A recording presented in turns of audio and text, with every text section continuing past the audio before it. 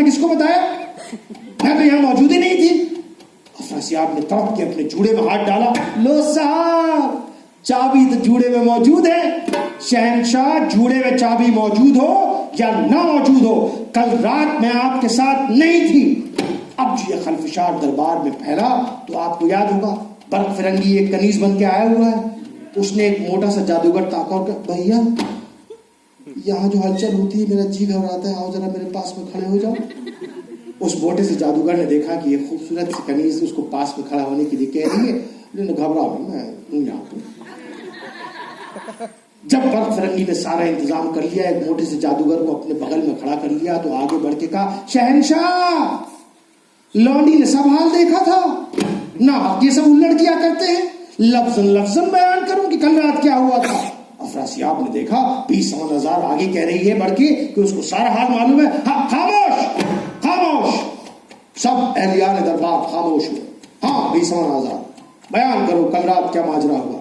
हुजूर, मैंने देखा कि वो सारबान ज़्यादा हमारा यार मलका हैरत बना हुआ था, आपसे कुल राज लौहे तिलिस्म का हासिल किया। आप जब सारा राज बयान कर चुके तो आपको शराब पिला के बेहोश कर दिया।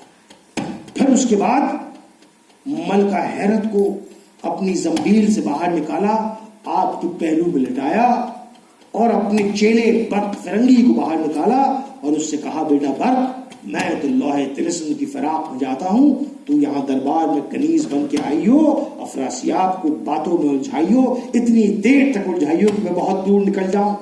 फिर सरकार दोनों ने मिलके आपके जूड़े से चाबी निकाली, तख्त हटाया, तहखाने का कुफ्ल खोला। अमर अय्याब तो मशाल जला के उस सुरंग में चला गया, न जाने उसके साथ क्या हुआ, लेकिन मैं उधर चुपके से ये सारा माजरा देख रही थी। अरे मेरी तो रूह फिना हो गई थी, पत्ते की तरह लरज रही थी। उधर गडरिए का लौंडा लेटा हुआ था, उसी के साथ चिमट के सो गई और जल्दी जल्दी उधर क्या हो रहा है ना देखूं, उसको कहानी सुनाने लगी। सुन बेटा सुन, अरे उज्जैन नगरी में राजा भोज रहा करते थे, कलावंत शीलवंत कला प्रजा रक्षक। अबे उधर मत देख, इधर देख, इधर देख, कहानी सुन। अरे तो राजा भोज जो हुआ करते थे, वो सारे रियायत की, सारी प्रजा की वो दुख दर्द की टोलियां करते थे। बेटा इधर कहानी सुन, उधर बहुत खतरनाक हो गए। तो मैं दुख दर्द की टोलियां करते थे, उनके दुख के ऊपर मलहम लगाया करते थे, उनकी मनसा पूरी किया करते थे। हर तरफ राजा भोज का ही यश हुआ करता था। बेटा लोग कहा करते थे कि राजा भोज के दरबार में पंडित ज्ञानी विद्वान कलावंत बेजोड़। अजी पंडित ज्ञानी कलावंत बेजोड़ छोड़ो, राजा भोज के महल में पंछी जिनावर चतुर। अजी पंछी जिनावर छोड़ो, राजा भोज के महल में ठिकुरिया टेबल स्टोन पत्थर वो तक बोलती थी। जा जाओ राजा भोज का यश। एक दिन भरे दरबार में राजा भोज के मन में ये मासूम सा सवाल अंकुरित हुआ कि ज्ञान का कुंज, ज्ञान की फुलवारी किधर।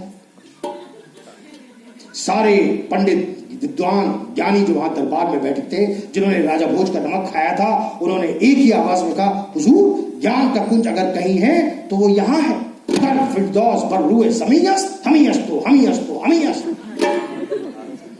और अगर इस दरबार के बाहर कहीं ज्ञान की फुलवारी है तो वो राजमहल की चारदीवारी में। और उसके बाद अगर वो ज्ञान की फुलवारी कहीं है तो हम गरीबन की कोठी होते। यकीनन जिसके पास ज्ञान और कला है उसी के पास धन और सत्ता है। ये गरीब, इनकी किस्मत में धन और सत्ता नहीं है क्योंकि इनके पास ज्ञान और कला नहीं। एक ही बात को घुमाई के बार बार 50 तरीके से सब दरबारियों ने राजा को ये समझाया कि अगर ज्ञान की फुलवारी कहीं है तो इसी दरबार में है। जब इतने विद्वान लोग एक साथ एक ही राग अलाप रहे हैं तो राजा बाध्य हुए, विवश हुए, उनको मानना पड़ा कि ज्ञान की फुलवारी अगर कहीं है तो हमारे ही दरबार में और कहीं नहीं। एक माली बेचारा बहुत देर से वहां खड़ा हुआ ये बात सुन रहा था। जब पानी जो है सर से ऊपर निकल गया तो उसने आगे बढ़ के कहा, अन्नदाता। राजा चमक के बोले, खामोश, कितनी बार मना किया है, मैं अन्नदाता मत कहो। अन्नदाता सिर्फ वो है, हम तो गडरिया है, खाली प्रजा को चला रहे हैं। कि महाराज पुरानी आदत है, छूटते छूटते छूटे। कहा हाँ बयान करो। कहा महाराज मैं बहुत देर से सुन रहा हूँ ज्ञान की फुलवाड़ी, ज्ञान का बगीचा, वो चीज जो किसी ने आज तक देखी नहीं, सुनी नहीं, उसके बारे में बात करना मूर्खता है।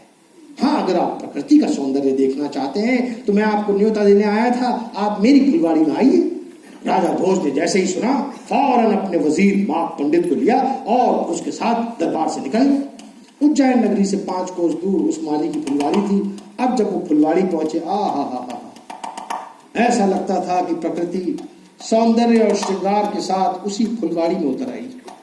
राजा भोज ने देखा वो तो अपनी शुद्ध बुद्ध खो गए, लगे नाचने वहां पे। लेकिन माघ पंडित जीरक आदमी था, उसने घड़ी पर नजर रखी हुई थी। जब 2-3 घंटा हो गया उनको नाचते हुए तो उसने इशारा किया हुजूर अब चला जाए वापस। जैसे ही राजा भोज और माघ पंडित महल की तरफ वापस जाने के लिए तैयार हुए, माली ने आगे बढ़ के गुजारिश की, हुजूर अगर आप चाहें तो मैं आपको महल तक छोड़ा। माघ पंडित ने चमक के कहा, महल का राजा कौन है? हुजूर आप। फुलवाड़ी का राजा कौन है? हुजूर आप। यहाँ से महल तक का राजा कौन है? हुजूर आप। अबे तो हमें दूर रास्ता बताएगा। अब जब बड़े लोग डांटते हैं तो गरीब लोग को चुप होना पड़ता है, तो बेचारा वो गरीब आदमी चुप हो गया। ये दोनों आदमी वहां फुलवाड़ी से निकले, लेकिन अभी मुश्किल से 1-1.5 कोस गए होंगे कि गेहूं का खेत कहां से आ गया? आम का बगीचा तो नहीं था पहले। अरे ये तालाब कैसा है? भाई साहब रास्ता बता, आप इधर जाएं उधर जाएं रास्ता ही नहीं मिल रहा है। बहुत परेशान होने के बाद इधर उधर देखा तो देखा दूर एक खेत की मुंडेर के पास एक डोकरी, एक बुढ़िया बैठी हुई है। खैर गए, चलो बुढ़िया से पूछते हैं, माई राम राम, जुग जुग जियो, तो माई जरा ये बताइए रास्ता किधर जाता है? बुढ़िया ने सर उठाया, पोपली सूरत, झूलता बदन, दोहरी कमर। अब जो उसके चेहरे पे मुस्कुराहट आई, हा लगा कि कहकशां निखर के आसमान में चली आई। बुढ़िया ने कहा, बेटा रास्ता तो यहीं धरा रहता है, ये तो कहीं नहीं जाता। हाँ, इस पे चलने वाला राहगीर अलबत्ता कहीं आता जाता है। अब बताओ कि तुम दोनों कौन? बादशाह ने कहा, हाँ माई हम दोनों राहगीर ही हैं, अब तो बता रास्ता कहाँ जाता है? कहना बेटा बात पे फटेक बाट रे बटा हुआ, 2 ही दूजा। राहगीर तो 2 दूजे हैं। कौन? एक चंद्रमा, एक सूरज।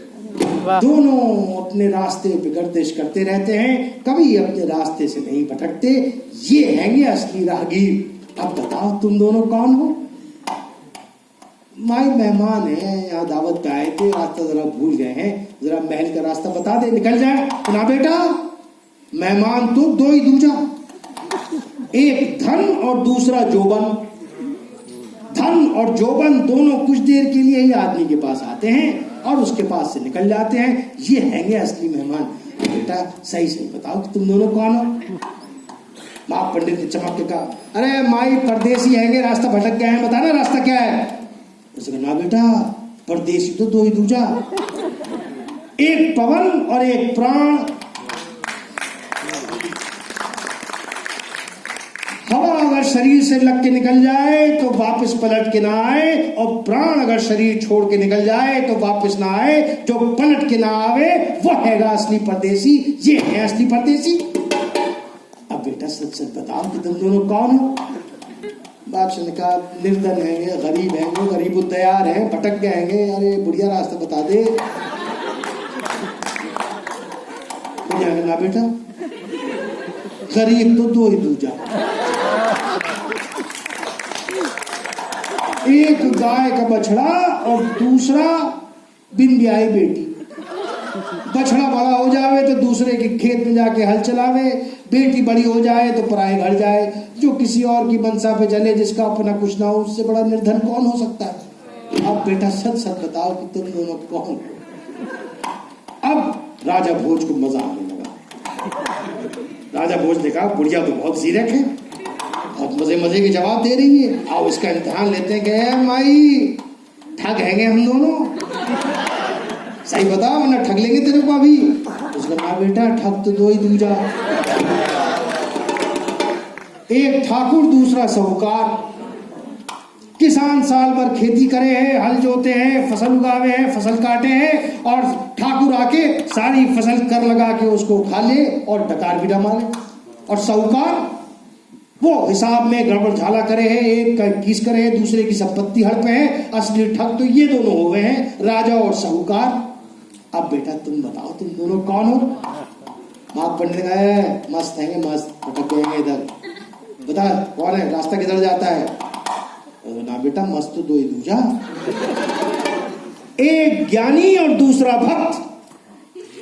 दुनिया की मदिरा तो घंटे में उतर जावे है, पर ज्ञान की मदिरा और भक्ति का सरूर कभी ना उतरे है।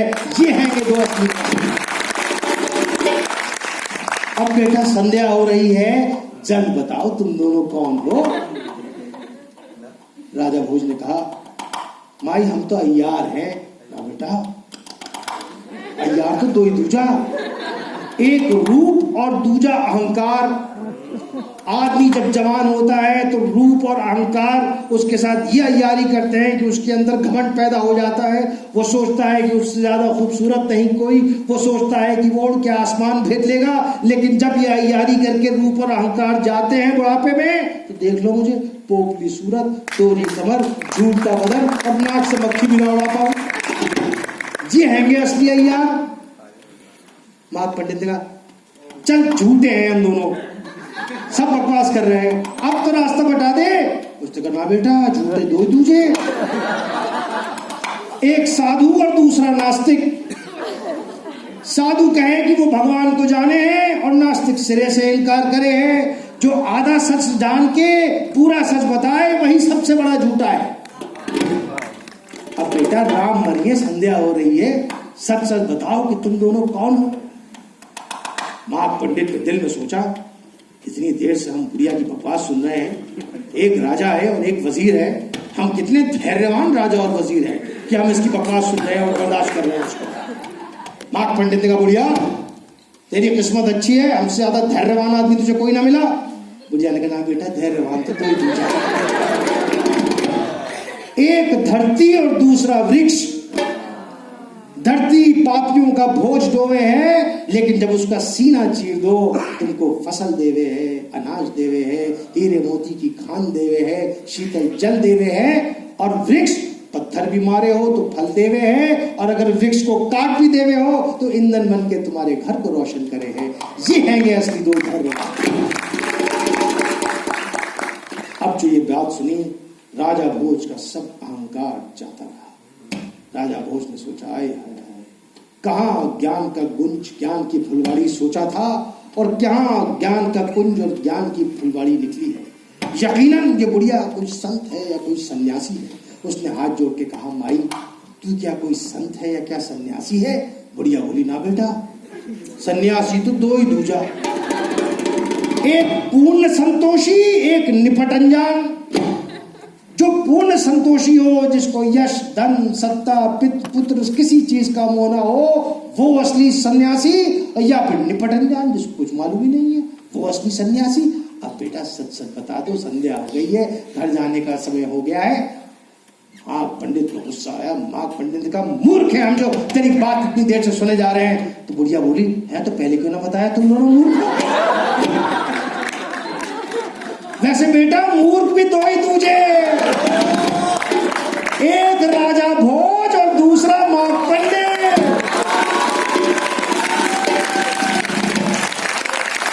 जो अज्ञानी राजा अपने आप को भगवान मारे वो सबसे बड़ा मूर्ख, और जो उसके खोखले दरबारी उसकी ज्ञान में घी डाले वो उससे बड़े मूर्ख। मैंने दरबार की घास न खाई है जो मैं दरबार की गुणगान गाऊं।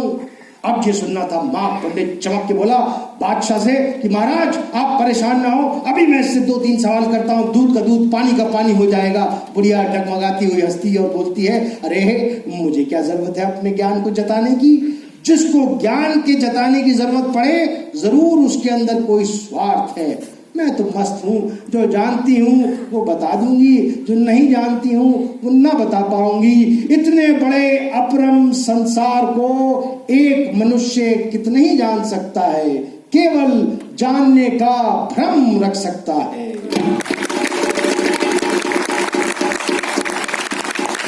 अब तो दरबार में ताली पिटी, अफरासियाब ने चपका चुप कर हरामजादी, 1 घंटे से कहानी सुनाई जाती है।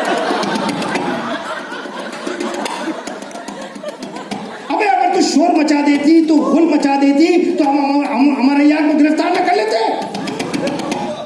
तो फरंगी ने कहा हुजूर उसमें एक बायस था, बचपन में नानी अम्मा ने हमको सिखाया था कि बेटा जिंदगी में कुछ भी करना पर कभी किसी की चुगली मत करना। तो हुजूर हमने नानी अम्मी की हिदायत याद रखी और चुगली नहीं की। चूतिया लगा इस कमबख्त को, हमारा घर बर्बाद हो रहा है, ऐसे चुगली की पड़ी हुई है। हुजूर इसमें एक बायस था, अगर आप हमारा यार को गिरफ्तार कर लेते, एक 3 रुपए का प्यादा पकड़ा जाता, आप उसका कत्ल कर देते, खून किसकी गर्दन पे आता, नानी अम्मी मुझे घर से बाहर निकाल देती, चुप कर, घर से बाहर निकाल देती। हमारा घर चल रहा है और इसे घर से बाहर निकलने की पड़ी हुई है, लगता है हमारा यार से मिल गई है। भगरंगी आगे चमक के बढ़ा और कहा, अबे साफ साफ तो कह रहा हूं, क्यों अपने उस्ताद को पकड़वाऊं, मनम बर्क रफ्तार वो खंजर गुजार। तो ये कह के वो मोटा सा जादूगर जो बगल में खड़ा हुआ है, ताकि उसको एक छुरा जो मारा, जादूगर नीचे चकरा के गिरा। यकीन है जादूगर के मरने से अंधेरा छा जाता है, पूरे दरबार में अंधेरा छा गया। आग पत्थर आसमान से बरसने लगा और एक सदा आई, कुश्ती मरान नाम मन मक्कार जादू। और हंगामे में हमारा यार और बरफरंगी जस्त खेस करता हुआ दरबार से बाहर निकल गया और अफरासियाब हमेशा की तरह हाथ मलता रह गया। क्या खत्म होती है दास्तान हमारे यार और अफरासियाब।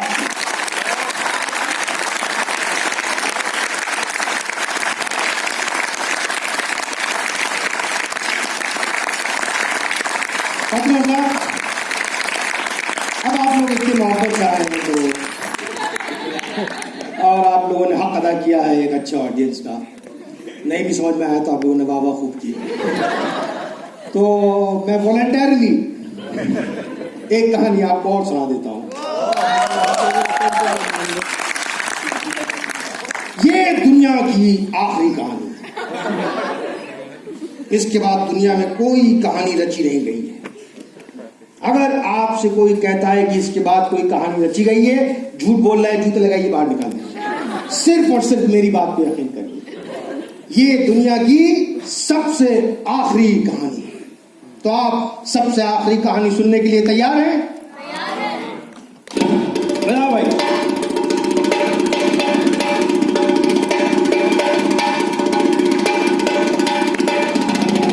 तो एक समय की बात है, अयोध्या नगरी में एक राजा रहा करता था जिसको राम कथा सुनने का बहुत शौक था। भैया राम कथा तो उतनी ही जितनी रामायण है ना, तो राम कथा खत्म हो जाए, बादशाह सुविधा हो जाए, को भवन में जाके बैठ जाए। अब यही सिलसिला चलता रहे। एक दिन वजीर के दिमाग में तदबीर आया, आपको तो पता ही है मुल्क वजीर चला रहे हैं।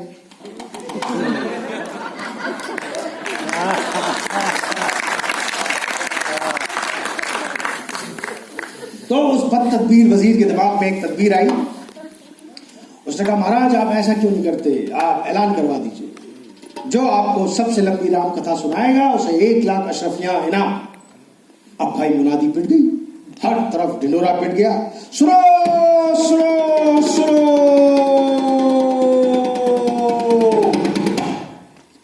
जो राजा को सबसे लंबी राम कथा सुनाएगा उसे 1 लाख सोने की अशरफियां इनाम में दी जाएंगी। अब जो ये ऐलान हुआ तो जहां से वहां से, इधर से उधर से, दाएं से बाएं से, पूरब से पश्चिम से, उत्तर से दक्षिण से, हर तरफ से कथावाचक आने लगे और बादशाह को राम कथा सुनाने लगे।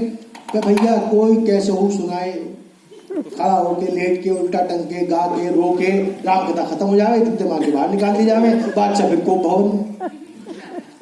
अब उसी बनारस में एक ठग रहता था। उसने अपने जमूरे से कहा, जमूरे पैसा कमाने का यही मौका अच्छा है, चल साथ। अब बादशाह के दरबार में आया और दरबार में आने के बाद उसने कहा, महाराज ऐसी राम कथा लाया हूं, आप खत्म हो जाएंगे, दरबार खत्म हो जाएगा, नगर खत्म हो जाएगा, राज्य खत्म हो जाएगा, पृथ्वी खत्म हो जाएगी, ब्रह्मांड खत्म हो जाएगा, लेकिन राम कथा खत्म नहीं होगी। बादशाह के कान खड़े हुए, ये कौन सी राम कथा ले आया, यहाँ तो यहाँ से वहां से, इधर से उधर से, दाएं से बाएं से, पूरब से पश्चिम से, उत्तर से दक्षिण से राम कथा वाचक आए और कैसे हूँ दास्तान सुनाई, खड़े होके, लेट के, टंग के, उल्टे होके, रो के, गा के, जूते मार के बाहर निकाल दिए। ये कह रहा है कि आप खत्म हो जाएंगे, दरबार खत्म हो जाएगा, नगर खत्म हो जाएगा, राज्य खत्म हो जाएगा, पृथ्वी खत्म हो जाएगी, ब्रह्मांड खत्म हो जाएगा, लेकिन राम कथा खत्म नहीं होगी। सुनाओ। कहले महाराज एक शर्त है, दास्तान सुनने से पहले एक शर्त है, जो भी सवाल जवाब है टोकम टाकी है वो दास्तान से पहले होगा, बीच कहानी के कोई टोकम टाकी नहीं होनी चाहिए। अब साहब ये मुआहदा हो गया बादशाह के बीच में और उस दास्तान गो के बीच में कि जो भी सवाल है वो सब जो है वो पहले होगा, बाद में नहीं होगा। अब जब सारा मुआहदा हो गया तो उसने अपनी राम कथा शुरू की। चलो भाई बजाओ।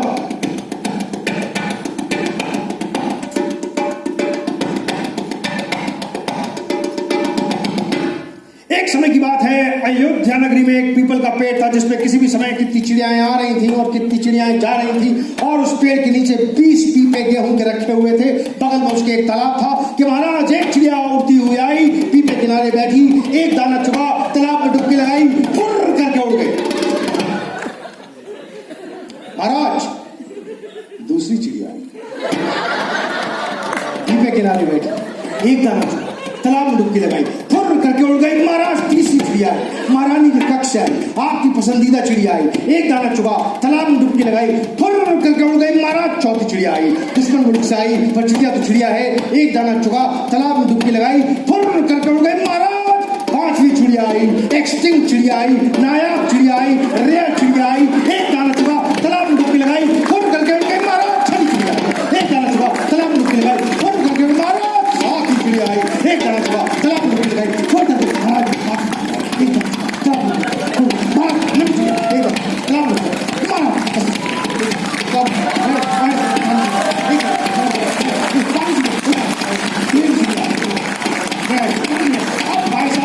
चिड़िया आ रही है, चिड़िया जा रही है, सारा खेल बस यही चल रहा है, चिड़िया आ रही है, चिड़िया जा रही है। जब 10-15 हजार चिड़िया उड़ गई, कितनी, तो वजीर का दिमाग चला भाई ये तो मामला गड़बड़ है, तो राम कथा कह रही थी, हम तो खाली चिड़िया भुरभुर कर रही है। कहले महाराज ये तो कह रहा था राम कथा सुना रहा, पूछिए इसमें राम कथा कहाँ है। कहले भाई थामा, होल्ड, ये बताओ, ये तुम तो कह रहे थे कि तुम राम कथा सुना रहे हो, तुम्हारी कहानी में खाली चिड़िया भुरभुर कर रही है, इसमें राम कथा कहाँ है।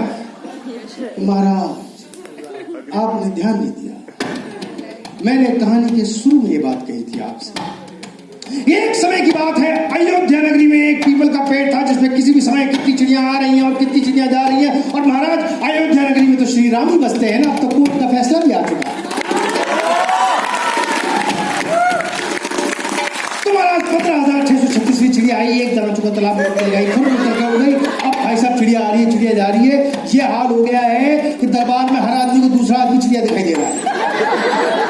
कोई मुड़ रहा है तो शुतुरमुर्ग दिख रहा है, तो इधर बत्तख दिखाई दे रही है, तो कौवा दिख रहा है, तो इधर चील दिख रही है। महाराज जा रहे हैं रसोई के अंदर तो वहां महाराज की जगह मुर्गा बैठा दिखाई दे रहा है। हरम में जाते हैं तो महारानी की जगह उन्हें हंस बैठा हुआ नजर आता है।